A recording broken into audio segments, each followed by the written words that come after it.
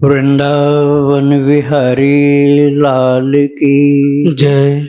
राधा रानी की जय श्री गुरुदेव भगवान की जय। श्री राधे राधे।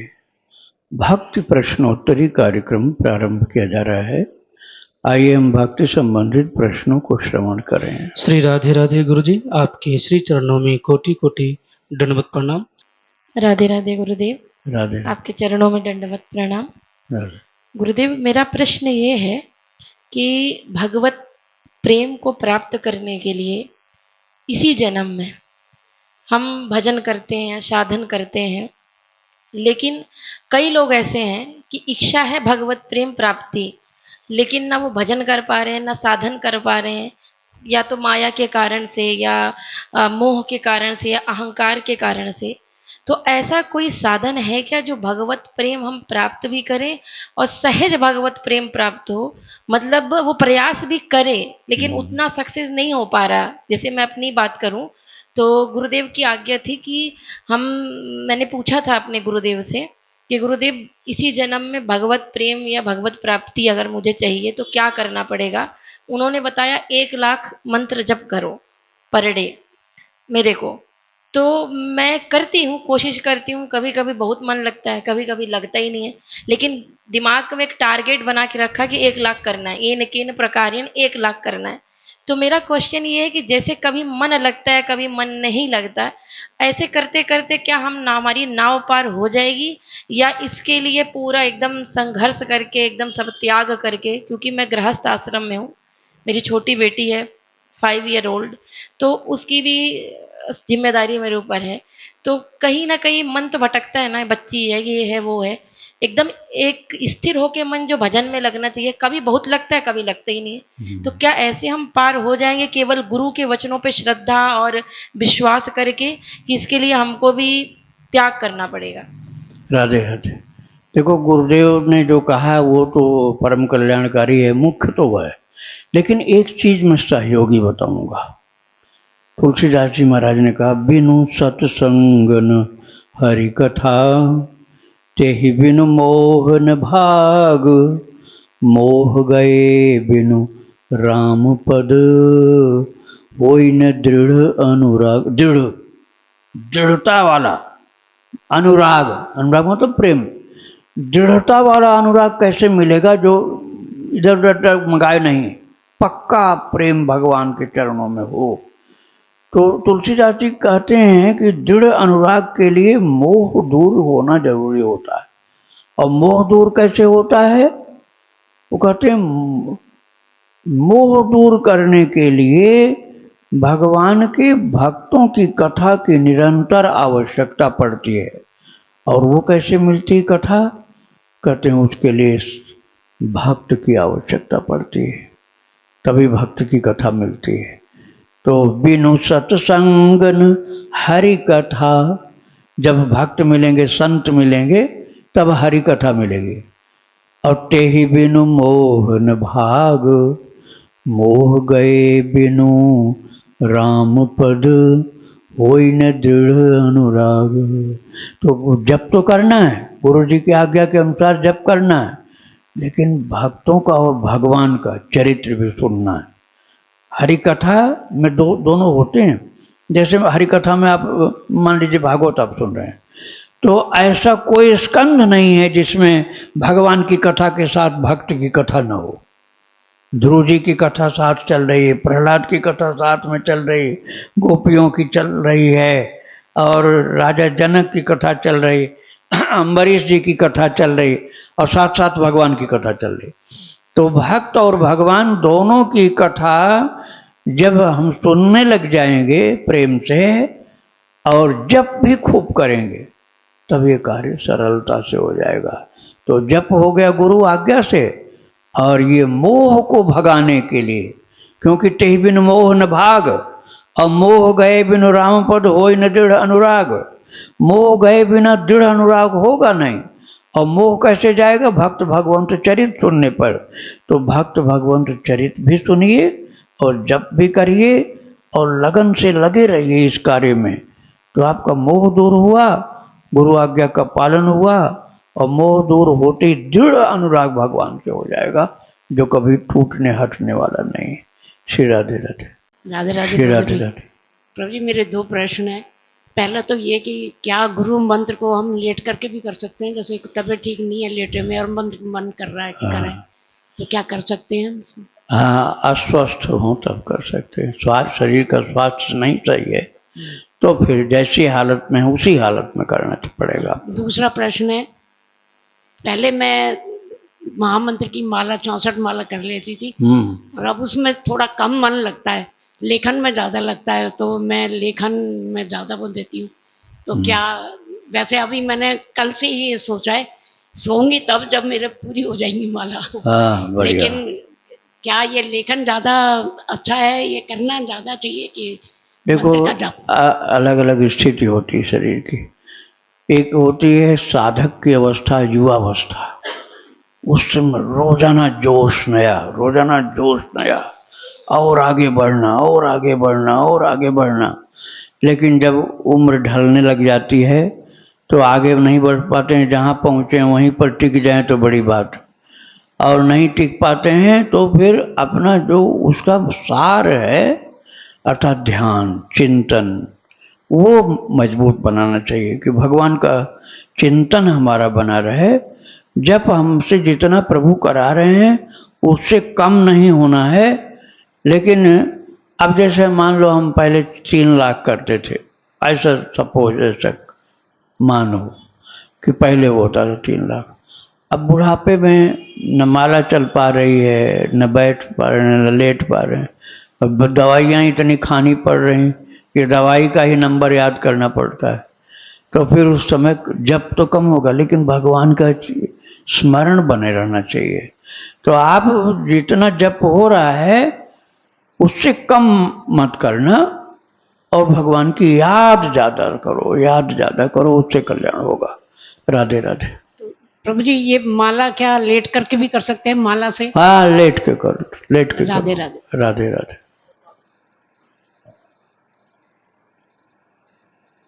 गुरुजी नमन। श्री राधे। गुरुजी मेरी जानकारी में, गुरुजी मैं जानना चाहता था कि जैसे मैं गुरु मंत्र लिया हूँ, तो गुरु मंत्र में जो ओम वाक्य, ओम शब्द रहता है, तो आप फिर से माइक पास में करिए जैसे इन्होंने कराया था अभी। हाँ गुरुजी ओम शब्द का प्रयोग रहता है मंत्र में, हाँ। तो वो सब समय नहीं जपते हैं या झूठा मुंह भगवान का नाम सब समय जप सकते हैं? तो अगर जैसे मेरा शिव जी का गुरु मंत्र है, हाँ। तो उसके विपरीत मैं बाकी समय कैसे शिव जी को याद करूं? अच्छा, मान लो आपकी पत्नी का नाम ओमवती है, अब झूठा मुंह होगा तो क्या नाम बदल दोगे उसका? जब झूठे मुंह होगे तो ओमवती को क्या रामवती बुलाओगे? नहीं प्रभु। और बेटे का नाम ओम प्रकाश है, तो अब झूठे मुंह होगे तो ओम प्रकाश की जगह क्या दूसरा प्रकाश बोलोगे? अरे अमरन ठाकुर जी का नाम है, अपने भगवान का नाम है, जैसे भी हैं उसको जपना है। आपको लग रहा है कि अभी अशुद्धि है, आप मानसिक कर लो, लेकिन अशुद्धि सदा रहती है।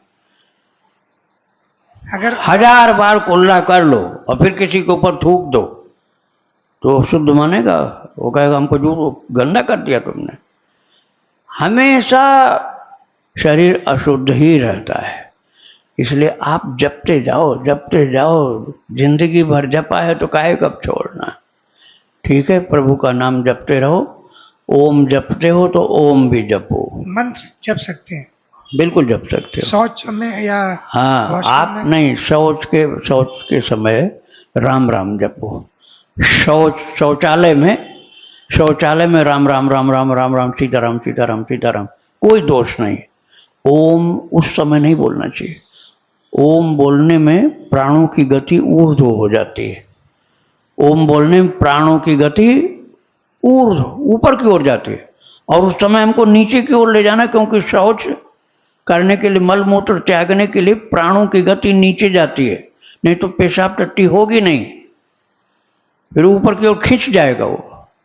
इसलिए उस समय ओम नहीं बोलो, शौचालय के बाद बोलो, नहाते समय बोलो। आपने सीताराम बोला, जैसे मैं शिव जी का भक्त हूँ, सीताराम की जगह तुम शिव शिव शिव शिव बोलो, हर हर महादेव शंभो, हर हर महादेव शंभो, ये बोलते जाओ, ठीक है। ठीक। राधे राधे। मुझे ये पूछना है कि भाव, भक्ति में भाव कम ज्यादा होते रहते हैं। कुछ समय पहले बहुत भाव थे, अब वो नहीं है, तो एक जैसे भाव में बने रहने के लिए क्या करना चाहिए? चिंतन ठीक करना पड़ेगा। चिंतन में भगवान होंगे तो भाव कम नहीं होगा। अब चिंतन होगा फालतू कूड़ा कचड़ा का तो भाव बिगड़ेगा ही बिगड़ेगा। तुम्हारे पास बढ़िया कोई पवित्र चीज है और उसी में कचड़ा भी डाल दोगे तो टेस्ट खराब हो जाएगा। तो इसलिए सांसारिक चिंतन को रिमूव करो, खत्म करो, हटाओ, तो फिर आपका भाव बढ़िया होता जाएगा। जहाँ गंदी चीज आई हटाओ, उसका संग नहीं, उसकी बात नहीं सुनो, न उसको सुनाओ, न उसकी बात सुनो, उस व्यक्ति से दूर हो जाओ। निंदा चुगली, बेकार की बातें, लड़ाई झगड़ा विवाद, ये साधक के लिए जहर है, इनसे बिल्कुल दूर रहना चाहिए। तो भाव बचेगा, नहीं तो भाव में बाधा पड़ जाती है। श्री राधे राधे। राधे राधे महाराज जी। राधे राधे। महाराज जी, मेरा सवाल है, सत्संगों में प्राय हम सुनते हैं कि संतों का संग करना चाहिए, संत समागम करना चाहिए, इसका क्या अर्थ है? क्या प्रत्यक्ष में ही संतों का संग किया जाता है या फिर कुछ और भी अर्थ हो सकता है? हाँ, संत का मतलब होता है वेश नहीं, जो भगवान की सेवा में लगे, भगवान की सेवा में, भक्तों की सेवा में जो लगे हैं, परमार्थ में लगे हैं, परोपकार में लगे हैं, जिनका जीवन में स्वार्थ नहीं है, बहुत ही अच्छे हैं, नेक पर्सन है, नेक जंटिल हैं, बहुत ही अच्छे हैं, तो उनको संत मान लो आप। भले वो घर में रहते हो, भले पैंट पहनते हो, आप उनका संग करो। और कोई गांजा पीता है, भांग खाता है, अब चाहे वो किसी साधु का वेश पहना हो तब भी साथ मत करो आप, नशेबाज का साथ मत करो, भक्त का साथ करो। तो संत जो है उसकी रहनी सहनी, विचार और जीवन का स्वरूप, उससे संत समझ में आना चाहिए। संप्रदाय भी नहीं देखो, संप्रदाय में भी कुछ नहीं है, सार है उसके जीवन की शैली में। राधे राधे। राधे राधे। गुरु जी, मेरा जो मंत्र है, गुरु मंत्र, मेरे को बचपन से ही 8वीं क्लास से मिला हुआ है। तो अब मेरे को ऐसा लगता है जैसे मैं माला नहीं लूं, 24 घंटे मेरी आत्मा से आवाज का उच्चारण होता है, तो ये गलत तो नहीं है? नहीं, गलत नहीं। 24 घंटे आत्मा से उच्चारण होता रहता है, कहीं भी खड़ी हूं मैं। रुको, आत्मा के उच्चारण नहीं है, अंतःकरण का है। लेकिन ये जो है, यदि सगुण साकार भगवान का है तब ठीक है, और यदि आप निर्गुण निराकार में लगे हो तो भक्ति में अभी प्रगति नहीं हो पाएगी आपकी, कृष्ण भगवान का। हाँ तो ठीक है, करते रहो। हाँ सही है, सही है, हाँ वो बिल्कुल ठीक है, बिल्कुल ठीक, सही सही। नहीं, पता लगना चाहिए, यही गलत है। हाँ, वो तो सदा कल्याणकारी है। हाँ, सदा कल्याणकारी। राधे राधे। राधे राधे महाराज जी, जैसे प्याज लहसुन जैसे डेली के उसमें रहता है तो वो छूट नहीं पा रहा है। जैसे मैं हॉस्टल में रहता हूँ तो वहाँ पे भी, घर पे भी बनता है, तो उससे भाव में फर्क पड़ रहा है, क्या है? नहीं, क्या काम करते हो तो बताओ। पढ़ाई करता हूँ। कहाँ करते हो पढ़ाई? हॉस्टल में रहता हूँ। जैसे हॉस्टल का बना भोजन करना पड़ता है कि बनाते हो अपना? नहीं नहीं, हॉस्टल का, मेस का भोजन। मेस का। और घर पे भी शुरू से व्यवहार रहा है कि प्याज लहसुन का ही बनता है। नहीं, शुरू से मतलब कुछ नहीं होता है, वो तो जैसा बना वैसा बन जाता है। एक बच्चे को, छोटा सा बच्चा है, दूध पिलाओ पी लेगा, पानी पिलाओ पी लेगा, शराब पिलाओ पी लेगा क्या? 2 महीने का बच्चा है, उसके मुंह में मिर्चा डालोगे खा लेगा क्या? खीर खिलाओ खा लेगा वो। तो जैसा अभ्यास, शराबी का अभ्यास तो बनाया हुआ है। शराबी को शराब शुरू में नहीं अच्छी लगी होगी, जबरदस्ती पिला पिला के उसको आदत खराब कर दी। तो आप अपने को सुधारो तो सुधर जाओगे, अब नहीं सुधारो तो बिगाड़ने वाले तो भरे पड़े हैं दुनिया में। अब मेस्क में आपकी परतंत्रता है, तो कुछ दिन ही तो पढ़ना पड़ेगा, जिंदगी भर तो पढ़ाई करनी नहीं। उसके बाद जब आप पढ़ाई छोड़ना, मेस से छुट्टी पाओ या कहीं पर जाओ, तब वो भोजन मत करो। मान लो लहसुन प्याज वाला भोजन आपको मेस में करना, नॉन वेज तो नहीं खाना पड़ता, नहीं, लहसुन प्याज ही तो है। लहसुन प्याज वाला आपको वहाँ खाना पड़ रहा है, लेकिन जिस दिन मेस में नहीं खाओ उस दिन मत खाओ लहसुन प्याज। जिस दिन मेस में नहीं खाओ, रिश्तेदारी में जाओ, घर जाओ या कहीं दूसरी जगह जाओ, तो उस दिन लहसुन प्याज मत खाओ। थोड़ा थोड़ा सुधार करते करते सुधार होगा। आपको जब मौका मिलेगा कि आपको मेस में नहीं खाना है, एकदम छोड़ देना फिर, ठीक है। अब कहोगे नहीं आदत हो गई, तो ये कमजोरी है आपकी। आप कहोगे हमारी तो आदत पड़ गई अब नहीं छूटेगा, ये बहुत कमजोरी, ज़्यादा ही कमजोरी है। क्यों नहीं छूटेगा? हाथ में लड्डू बहुत बढ़िया वाला है और मित्र ने कह दिया जहर है इसमें, छूटेगा कि नहीं लड्डू? उसी समय छूट जाएगा लड्डू। तो दृढ़ संकल्प होने पर छूट जाता है। जब समझ में आ जाए तो छूट जाएगा, नहीं समझ में आए तब तो जहर ही खा लेंगे। राधे राधे। गुरुदेव, गीता जी में लिखा हुआ है कि जो भी हम कर्म करते हैं, कहाँ लिखा हुआ? गीता जी में अच्छा। 18वें अध्याय में जो भी हम कर्म करते हैं वो क्रियमाण कर्म होता है। और वहीं गीता जी में ये भी लिखा है कि प्रारब्ध हमसे फल देने के लिए कर्म करवाता है। तो समझे, ये कैसे समझ पाए? एक जगह ये भी लिखा है कि जो हम कर रहे हैं अपने विवेक और स्वतंत्रता के अनुसार वो क्रियमाण कर्म है, और एक जगह ये भी लिखा है कि जो हम फल भोगते हैं वो प्रारब्ध के अनुसार होता है और वो प्रारब्ध ही हमसे कर्म करवाता है। तो ये कैसे हम उसको, दोनों बातें विपरीत हो गई हैं। विपरीत नहीं, तुम्हारे समझने में अंतर है। रखो बताते। प्रारब्ध ये है कि तुम किसान बनोगे, यह प्रारब्ध ये है कि तुम नौकरी करोगे, ये प्रारब्ध ये है कि तुम वक्ता बनोगे या आर्टिस्ट बनोगे, लेखक बनोगे या पेंटर बनोगे, ये प्रारब्ध है तुम्हारा। या गायक बनोगे या वादक बनोगे, ये प्रारब्ध है। अब उसमें तुम भगवान का भजन गाओगे या तुम फिल्मी गाना गाओगे, ये तुम्हारे लिए स्वतंत्रता है। तुम्हें स्वतंत्रता मिली। प्रारब्ध श्री राधे राधे। प्रारब्ध आपका है, सिंगर बनोगे आप। प्रारब्ध ये एक सिंगर बनोगे, गायक।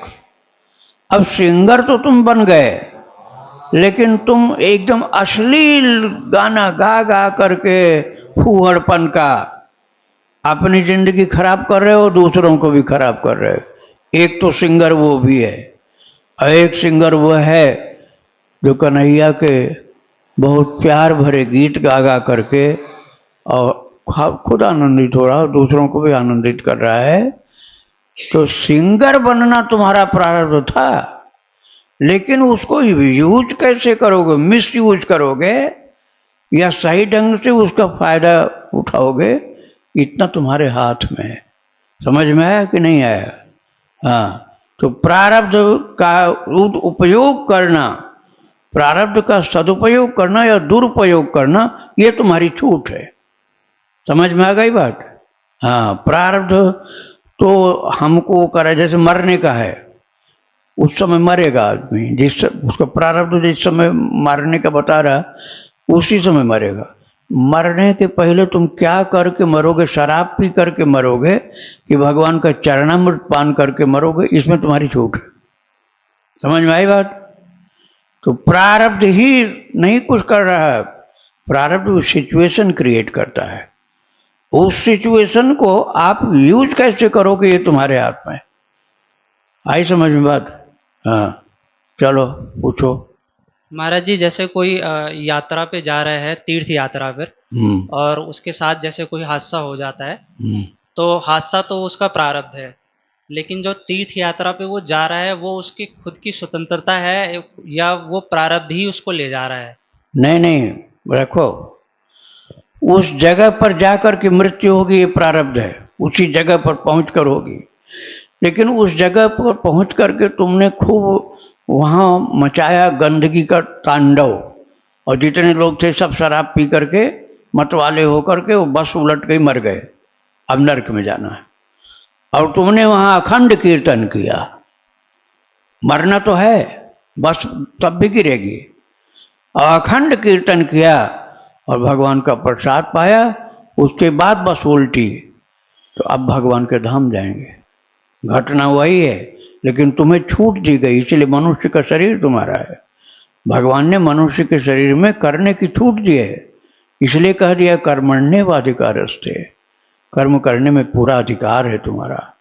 भगवान ने कहा कर्म करने में पूरा अधिकार है, लेकिन प्रारब्ध भी साथ रहता है। प्रारब्ध का सदुपयोग कर लो, मनुष्य बन जाओगे, दुरुपयोग करोगे तो राक्षस बन जाओगे। समझ में आ गई बात? अब क्या रह गया भाई? महाराज जी, वो साधक संजीवनी जी जो है ना, हाँ, उसमें ये लिखा हुआ है कि प्रारब्ध के अनुसार बुद्धि बन जाती है, इसलिए बार बार कंफ्यूजन हो रहा था कि जब प्रारब्ध के अनुसार बुद्धि बन जाती है तो फिर हम कहाँ रहे उसमें, हमारी प्रारब्ध के अनुसार बुद्धि ये बंधेरा को बताते हैं, अभी तुम्हारे समझ में ही नहीं आई बात। प्रारब्ध के अनुसार बुद्धि ये बनी कि हमको उस यात्रा में जहाँ जहाँ मरना वहाँ जाना है। समझ में आई बात? प्रारब्ध के अनुसार ये बुद्धि बनती है कि जैसे उस जगह पर इतने बजे हमको पहुंच के मर जाना है, अब प्रारब्ध के अनुसार ये बुद्धि बनेगी कि तुमको उसी बस में बैठना जहां मरना है, दूसरी बस में नहीं बैठ सकते। प्रारब्ध के अनुसार ये बुद्धि बनेगी, ये नहीं बनेगी कि तुम भजन नहीं करोगे। हाँ, भजन करने की पूरी छूट है, लेकिन ये बुद्धि बनेगी कि उसी बस में बैठोगे जो वहां उलटने वाली। समझ में आ गई बात? अब नहीं कुछ बाकी रहा। अब तुम्हारे कुछ न समझ में आवे तो हम क्या करें फिर? अभी रह गया कुछ बाकी? लो, ये समस्या बताना चाहता हूँ। हाँ बताओ।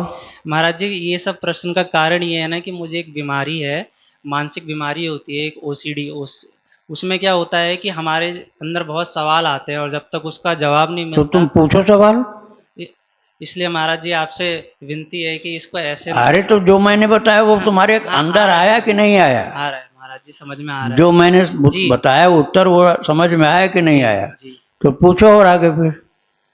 महाराज जी, जैसे शास्त्रों में लिखा है कि हानि लाभ जीवन मरण यश अभियस सब विधियात, तो उस प्रारब्ध में जो भी हमारे साथ जो होना है वो तो घटित होना ही है। हाँ, तो जैसे उसके लिए हमें क्या प्रयास करना चाहिए? अब रख दो, बताते हैं। अब इस बार हम पूरी बात बता दे रहे हैं, उसके आगे नहीं। निरर्थक प्रश्न है तुम्हारा, सार्थक प्रश्न नहीं है। हानि लाभ ये बिजनेस की बात हो गई, ठीक है।